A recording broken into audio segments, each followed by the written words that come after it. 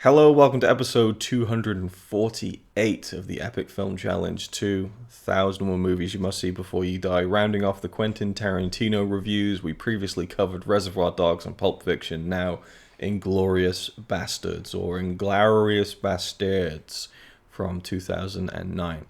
Apparently Tarantino was asked, why did you title it that way? And he's like, I'm never going to explain that.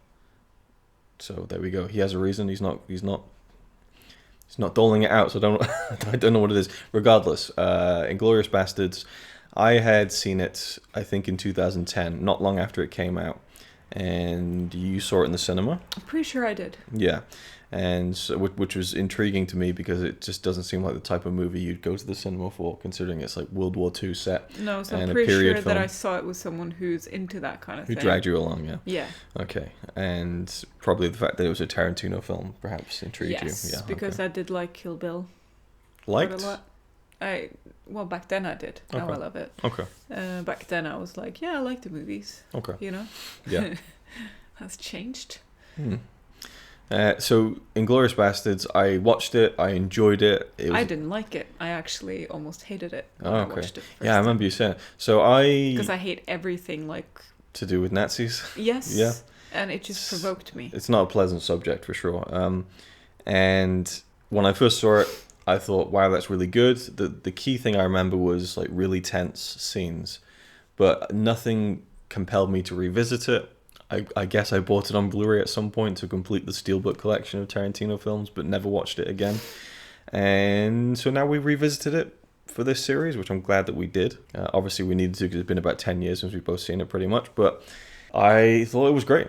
And I loved it. You loved it? Yeah. Wow. See, I've been waiting to say that because I've been thinking, oh, no, because I had a bad experience with it. But First time I watched it. You were keen to revisit it, though, I have to say. I was, because I was pretty sure that my view in movies has changed. Even though it's about a subject that I really don't like, I can still appreciate it for the movie it is, which I do a lot. Like I will still watch movies that are really, really well made, and I will appreciate how they made it and what it looks like and the acting and stuff like that, but I don't have to like the movie. I have a lot of examples where I feel like that. But this time I actually liked the movie as well. Acting was great. The guy, the main Nazi guy, Christoph not Hitler, Waltz. but the other guy. Yeah, Christoph Waltz, who plays He was brilliant. Hans Lander. Fantastic. So great. The beginning of a two-movie collaboration between Tarantino and Christoph Waltz, both of which won him an Oscar, I think, for Best Supporting Actor. Obviously, the other one being Django Unchained.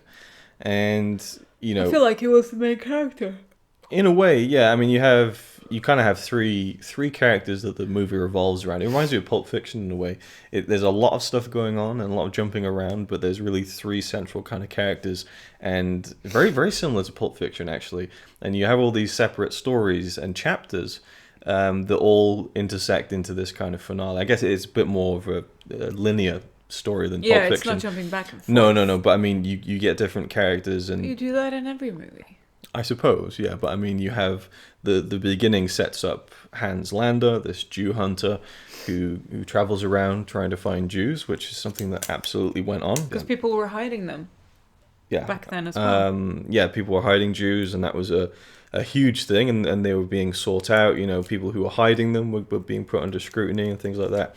And then we have the character Shoshana, who is a woman who escapes at the beginning of the film when Lander basically murders her entire family. And then we see what happens to her a few years later in 1944. And alongside all that, we see Brad Pitt's character, who leads a group of soldiers it's in France, isn't it? I mean, I can't remember if they're actually in... Stuff happens in France. Yeah, I can't remember if they're in Germany at some point, but regardless, they're in Europe. Well, we visit Hitler. True, yeah. That's in Germany. And there's a scene in the UK as well. With Michael Fassbender's character. Regardless, it jumps around a bit, but Brad Pitt leads the Inglourious Basterds, this team who hunt down Nazis and kill them. Now... I like that team. Now, they do some nasty stuff, though. They do. So, I just wanted to mention this. I get really stuffy about movies that deal with real... The inside of the body? No?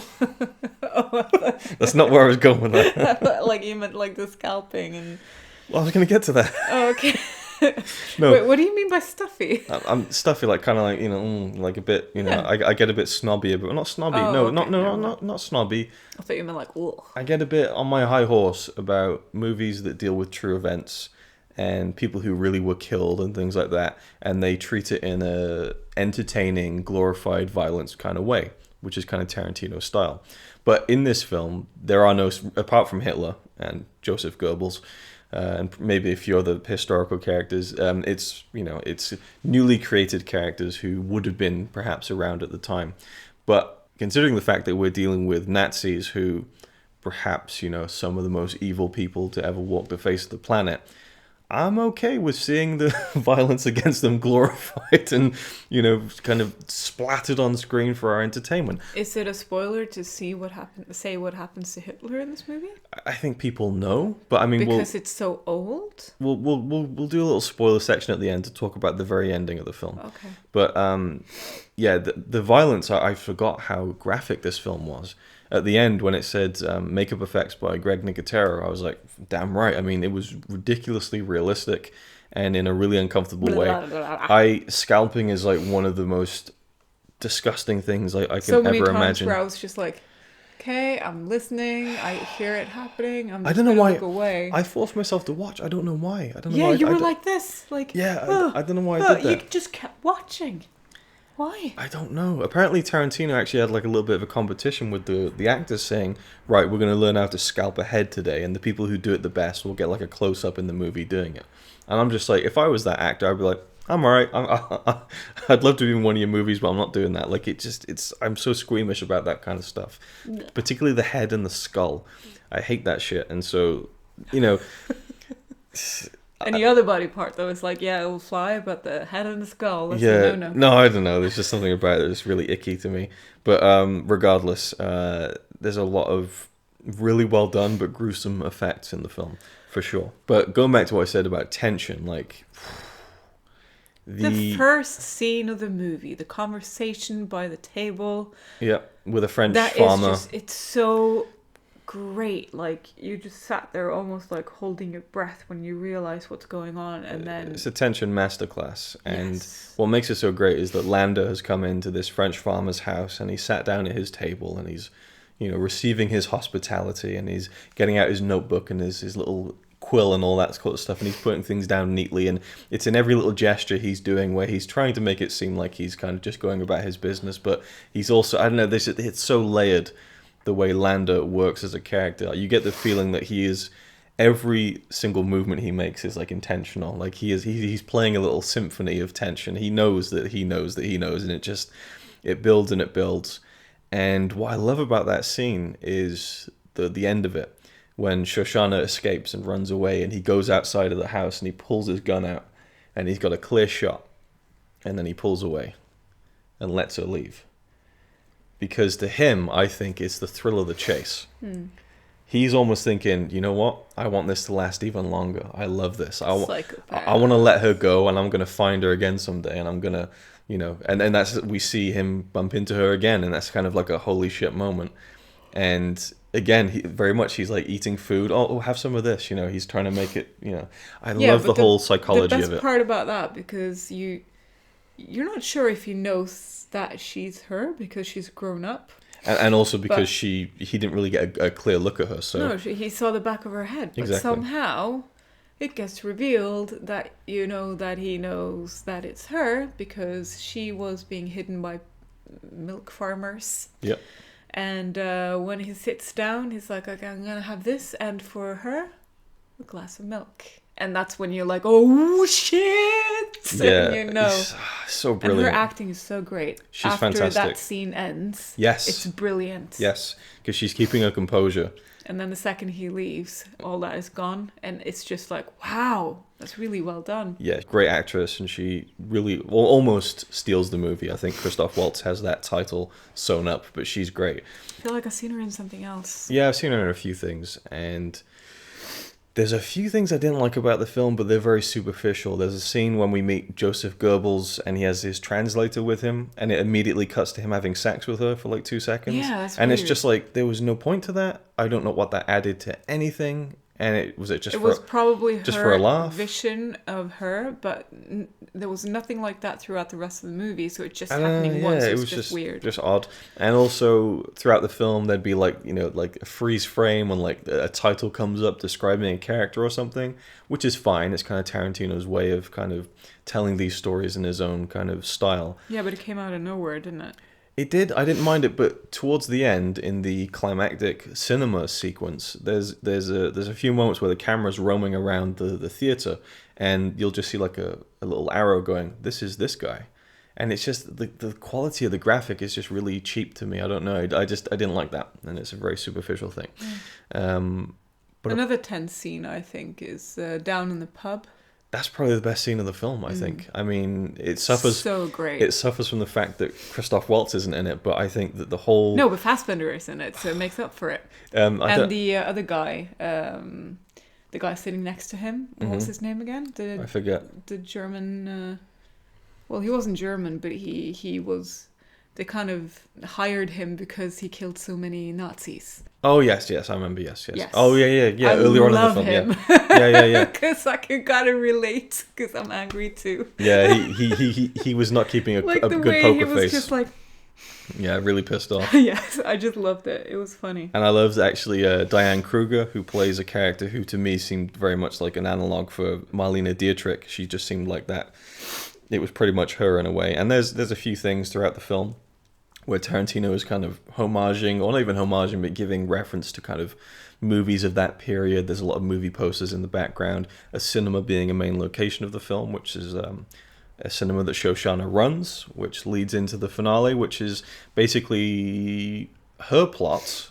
I mean, it's very complicated, won't go into the whole thing, and you've probably seen the film anyway, but she basically is being wooed by this soldier who she's not really that interested in, but he is really interested in her. Not really. He's a Nazi, and the Nazis killed his family. Of course she's not interested. Right, okay. But he's being honored because he killed so many people. Right. But like that. He basically organizes this showing of a film that he's in at her cinema because he's got a thing for her. And she realizes, okay, Hitler is probably going to come to this premiere. I'm going to take my moment and I'm going to trap everyone in that cinema and I'm going to kill off like, you know, a big chunk of the Third Reich. And it's a staggering thing to imagine. And as the film builds, you know, other things get in the way of that, or are, you know, built on top of that when Brad Pitt's Inglourious Basterds hear about this premiere and they hear that Hitler's going to be there, so they've got their own plan to go to the cinema, and it all just converges. And I think the whole premiere cinema sequence is like 45 minutes, like it's really long, but every element of that whole scenario playing out is so well done, from, you know, Brad Pitt turning up trying to speak Italian, which is hilarious. The look on his face, it's like, I know, it's brilliant. Buongiorno. Like he just, he's hilarious. He's really funny in the film. He almost overplays it a little bit, the kind of the southern accent to me. But the look on his face is almost overacted as well. Yeah, but I found that funny. Exactly. Especially when earlier on he's like, well, I speak the best Italian, he speaks the second best, and he speaks the third best. And in reality, it's the opposite. The guy who he thinks the third best actually does a pretty good Italian accent. And yeah, so... And the way Lando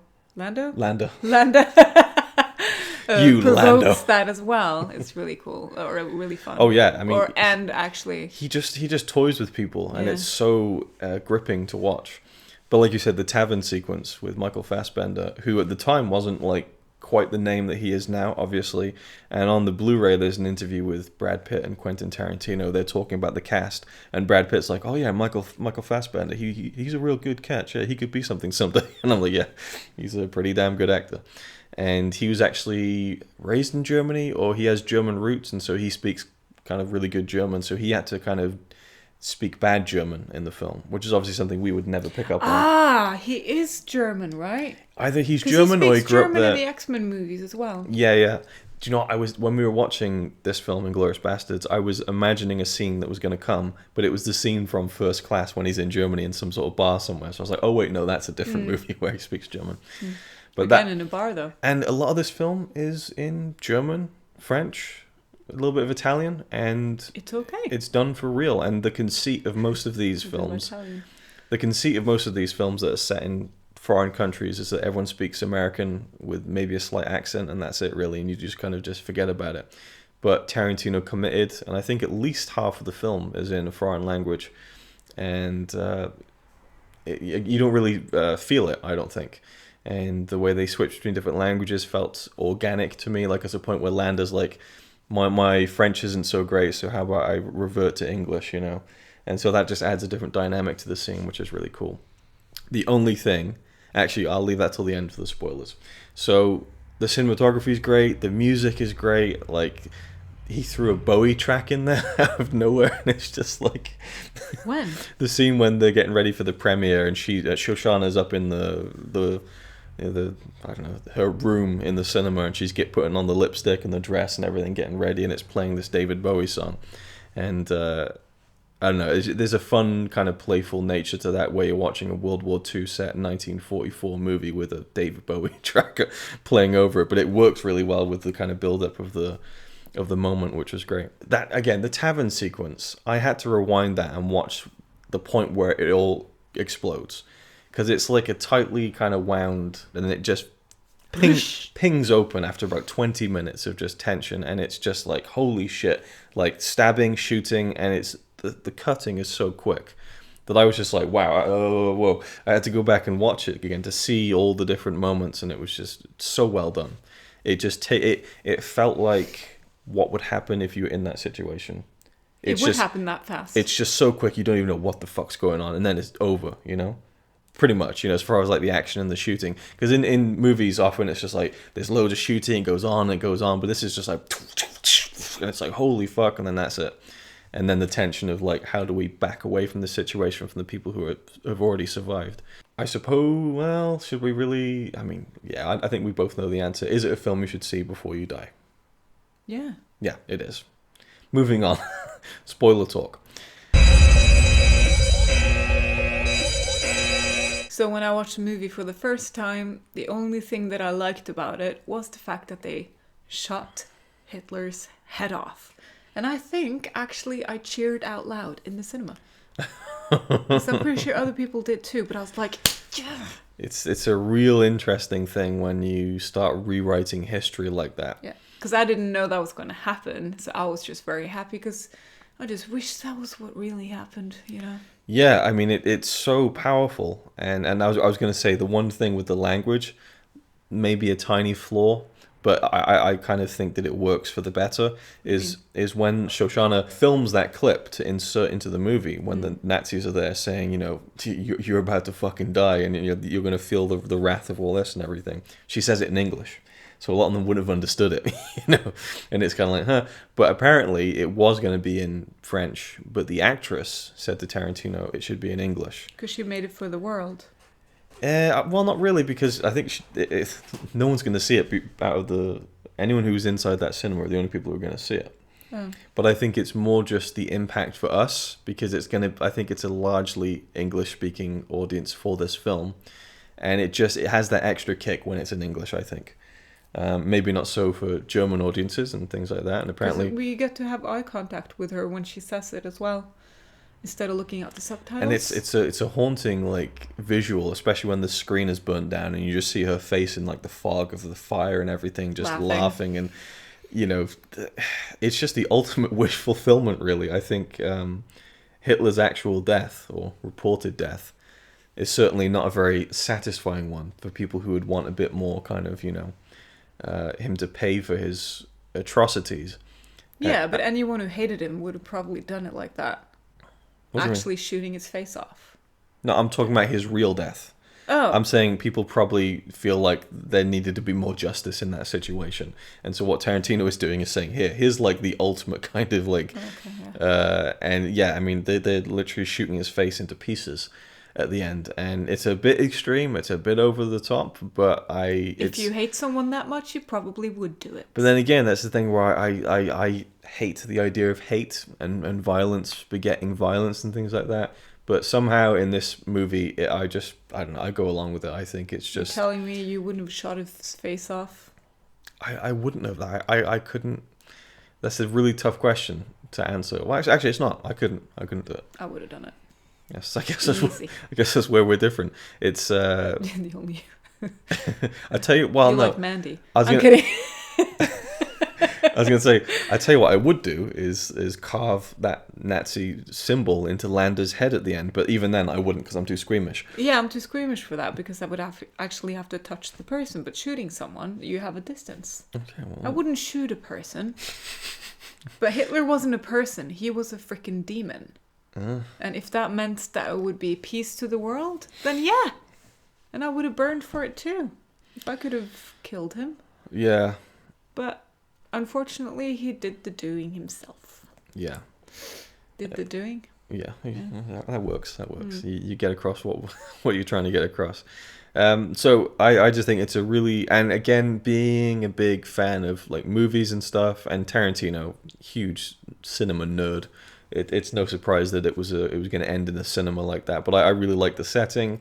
You were saying her acting. Oh, and the people who were in Inglourious Basterds were all Jews, so obviously they had more hatred for him. Yes, well, I guess that's kind of that part and parcel of the whole idea of it. Yeah. Sorry, what were you saying? When you were saying that Melanie Laurent's acting when he leaves, in another moment I think she's great in is when she is basically saying goodbye to her lover, I guess, in the cinema, when they're in the projectionist room, they're about to go through with their plan, and she kisses him. And I just feel like in any other movie it would have been like a kiss and then, okay, let's do this. But she's like pretty like torn up about it and upset and kind of crying a little bit and trying to keep it together. Felt completely relatable and real, yes. And that I forgot about that fucking final moment when Daniel Bruhl comes in, and does he shoot her? No, she shoots him. And then he shoots her. And he shoots her, and it's like, oh no. Even though, I mean, because you're thinking she had him. Yeah, exactly. But then he's still breathing, that little fucker. And you know, it's a suicide mission anyway. But regardless, you kind of want to see it get out. You almost think that, oh no, it's not going to happen now. True. But he was the one who was going to do it. So the lover. Yeah, her partner. And the final sequence I really enjoy, where it seems like Brad Pitt and co are fucked, and then Lander, slippery little bastard that he is, decides to negotiate his surrender and basically finds a way to kind of, well, for the most part, get away with everything he's ever done, because he understands, okay, I'm probably on the losing team here now, so how can I kind of work this to my advantage? And just the satisfaction when they shoot the messenger and he's just like, what are you doing? And it's like, yeah, you ain't getting away with this, you know, completely scot-free.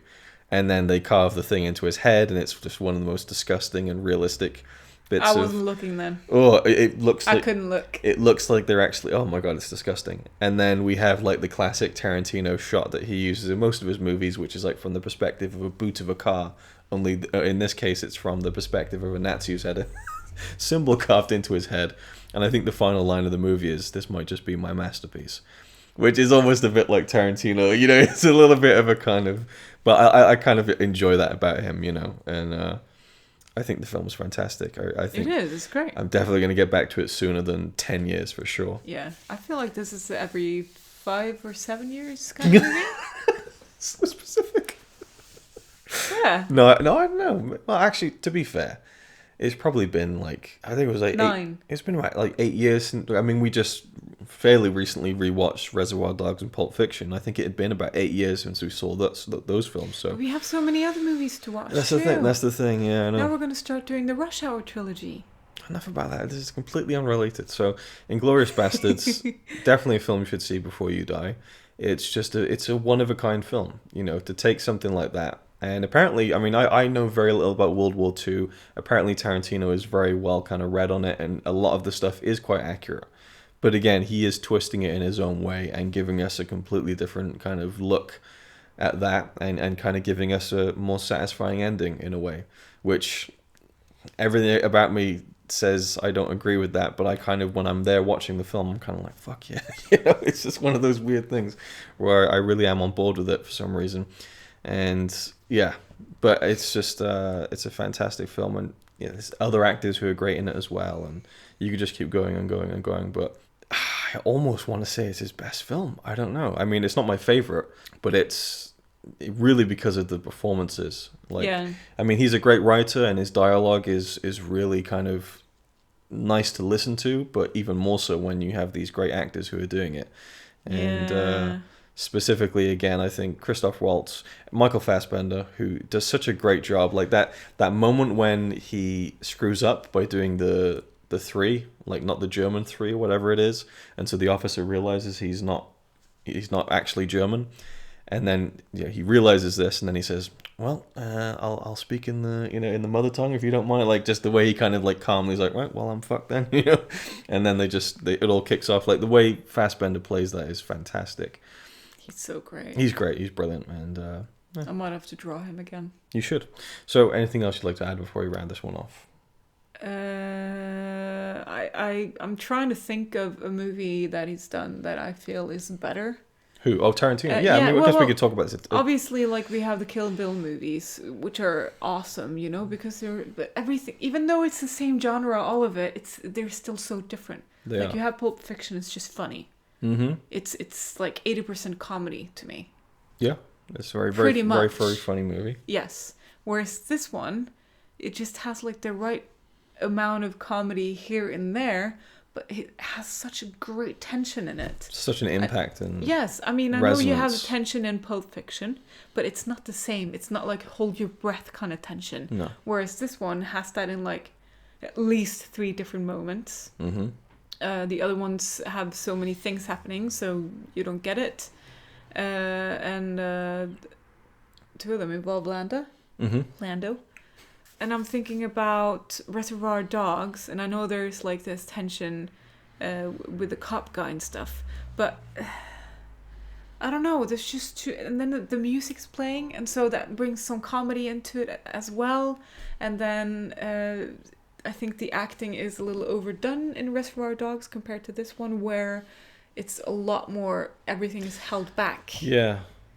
And they're great actors in Reservoir Dogs, but even Tim Roth, I feel, is just overdoing it. I have no idea how painful it is to be shot, but he's just squealing all the time, and it actually gets annoying. Do you know what? I think I really want to revisit Jackie Brown, because it's always been my favorite Tarantino film. I gotta see that one again too. But I didn't feel the same way. No, but I feel like... It's a real close tie between Pulp Fiction and Inglourious Basterds for his best film, in my opinion. But they're so different. They are so different, but yeah, rewatching this was a revelation, really, because I didn't realize how great it was. I feel like this one is more balanced than any of his other movies, and that's what makes it better. Yeah, I think I would agree with that, actually. Yeah. Pulp Fiction is probably the favorite because it's so funny, and it's great. Sure. But this one is just the right amount of everything. Anyway, the battery on the laptop's running out, which we're recording the microphone on, so I guess... Okay, bye. Is there anything else you want to add? I can grab the charger. It's all good. It's all good. Bye. Okay, so thank you for watching. Don't want to lose it. No, we don't want to lose it. And this has been the Tarantino reviews.